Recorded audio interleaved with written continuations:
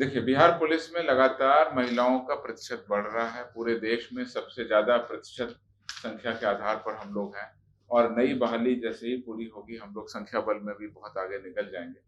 Police कर्मियों में किसी भी तरह का विभेद हम लोग नहीं कर रहे हैं।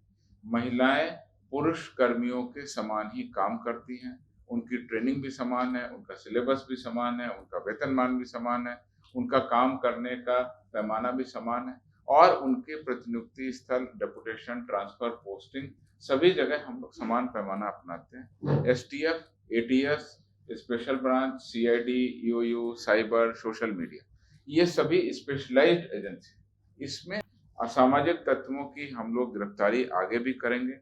सीसीटीवी फुटेज और लोगों के जो बयान है उसके आधार पर जो बातें सामने आ रही हैं।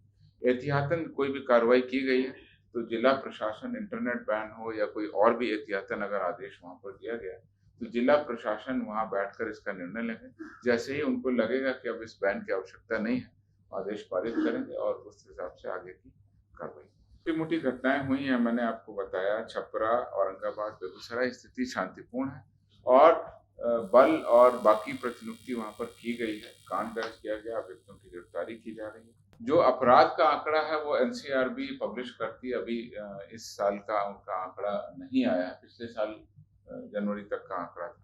जैसे ही वो आंकड़ा आएगा हम आपको बताएँगे। लगातार गंभीर जो भी मुकदमे हैं और जो गंभीर घटनाएँ हैं, डकैती की, लूट की, बाकी सभी जो गंभीर मामले हैं, उन सभी में लगातार बिहार में गिरावट देखी जा रही है। हार्डकोर अपराध कर्मियों की गिरफ्तारी जो है केवल 10% है, जो मुख्य 90% तो जनरल गिरफ्तार, जो उसमें 1000 पर मंथ है और इसमें 1000 पर डे।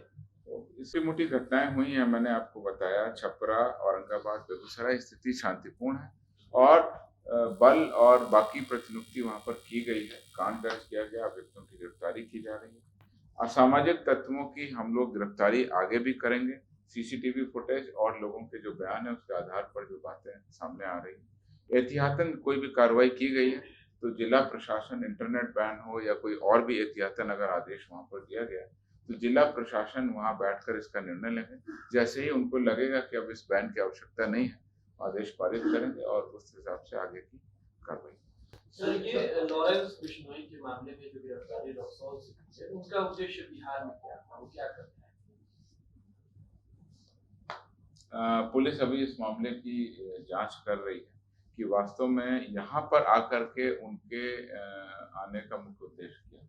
अभी हम लोग उन सभी बातों की तहकीकात कर रहे हैं, उनके सारे लिंकेजेस भी ढूंढ रहे हैं और क्या उनका उद्देश्य केवल यहाँ पर शरण लेना था अथवा यहाँ पर भी कोई अपराध करना था। इस सभी मामलों की हम लोग जांच कर रहे हैं। जैसे ही कोई आगे हम लोग को क्लू मिलेगा हम लोग कार्रवाई करेंगे, आपको बताएंगे। सर, आंकड़ा दिया है कि जिस तरीके से बढ़ती वहाँ से गिरफ्तारियां हो रही है, तो ये रेशियो क्राइम पे करके देखा गया है, यानी क्राइम भी बढ़ गया इससे गिरफ्तारी बढ़ रही है। देखिए आपको 2 चीज़ें हम बता रहे हैं। जो अपराध का आंकड़ा है वो एनसीआरबी पब्लिश करती है, अभी इस साल का उनका आंकड़ा नहीं आया है, पिछले साल जनवरी तक का आंकड़ा था। जैसे ही वो आंकड़ा आएगा हम आपको बताएँगे। लगातार गंभीर जो भी मुकदमे हैं और जो गंभीर घटनाएँ हैं, डकैती की, लूट की, बाकी सभी जो गंभीर मामले हैं, उन सभी में लगातार बिहार में गिरावट देखी जा रही है। लेकिन जो छोटे-मोटे मामले हैं, एक्सीडेंट के मामले हैं, तेज़ी से बढ़ रहे हैं, साइबर क्राइम तेज़ी से बढ़ा हुआ है। तो ऐसे मामले जो छोटी-मोटी घटनाएँ हैं गाँव की, भूमि विवाद से संबंधित हैं, आपसी मारपीट की हैं, वैसे मामलों में वृद्धि होती है और अभियुक्तों की संख्या अगर बढ़ती है, तो वैसे मामलों में भी गिरफ्तारी बढ़ती है। हार्डकोर अपराध कर्मियों की गिरफ्तारी जो है केवल 10% है, जो मुख्य 90% तो जनरल गिरफ्तार, जो उसमें 1000 पर मंथ है और इसमें 1000 पर डे। तो इस हिसाब से आप देख सकते हैं, लगातार बिहार पुलिस के द्वारा अपराध कर्मियों की गिरफ्तारी का विधि व्यवस्था का संधारण किया जा रहा है और शीघ्र ही शीघ्र कांडों का उद्भेदन भी किया जाएगा। सर, आज ही कल ही एक आदेश आया है रेरा की ओर से कि जो यहाँ के बिल्डिंग कंस्ट्रक्शन में जो काम कर रहे हैं टेरर फंडिंग से उसमें जुड़ा टेरर हुआ फंडिंग मामला की मामला आया है, तो क्या रेरा पुलिस ने ने अलर्ट इसको किया है, इसको सन- पुलिस मुख्यालय किस तरह से सन- देख रहा किस है? तरह से देख क्या रहा है? सभी जिलों को निर्देश आपने किया जो गया है? कहा वो मीडिया की न्यूज है, मेरे पास में भी ऐसा नहीं, आदेश बकायदा नहीं आया। आदेश है। अगर रेरा का आदेश पुलिस मुख्यालय के लिए आएगा तो उस पर जो भी उचित कार्रवाई हम लोग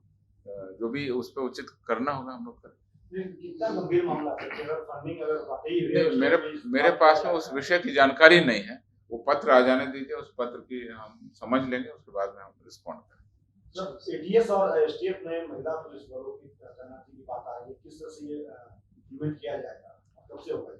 देखिए, बिहार पुलिस में लगातार महिलाओं का प्रतिशत बढ़ रहा है। पूरे देश में सबसे ज्यादा प्रतिशत संख्या के आधार पर हम लोग हैं, और नई बहाली जैसे ही पूरी होगी हम लोग संख्या बल में भी बहुत आगे निकल जाएंगे। पुलिस कर्मियों में किसी भी तरह का विभेद हम लोग नहीं कर रहे। महिलाएं पुरुष कर्मियों के समान ही काम करती हैं, उनकी ट्रेनिंग भी समान है, उनका सिलेबस भी समान है, उनका वेतनमान भी समान है, उनका काम करने का पैमाना भी समान है, और उनके प्रतिनियुक्ति स्थल, डेपुटेशन, ट्रांसफर, पोस्टिंग सभी जगह हम लोग समान पैमाना अपनाते हैं। STF, ATS, special branch, CID, EOU, cyber, social media, ये सभी स्पेशलाइज्ड एजेंसी, इसमें उनकी चॉइस देखी जाती है, और चॉइस के अलावा उनकी सूटेबिलिटी भी देखी जाती है। उसके कुछ पैमाने हैं, फिजिकल स्टैंडर्ड है या टेक्निकल स्टैंडर्ड है या उनकी एजुकेशन क्वालिफिकेशन। तो उसमें हम लोग पारदर्शी तरीके से सभी को सूचित करते हैं कि अब सोशल मीडिया में हमको 30 आदमी चाहिए। सब लोग अप्लाई करते हैं, अप्लाई करने के बाद में हम लोग सूटेबिलिटी देखते हैं। उसके बाद सोशल मीडिया में, साइबर में, इन्वेस्टिगेशन में, इंटेलिजेंस में या ऑपरेशन में लोगों को रखते हैं।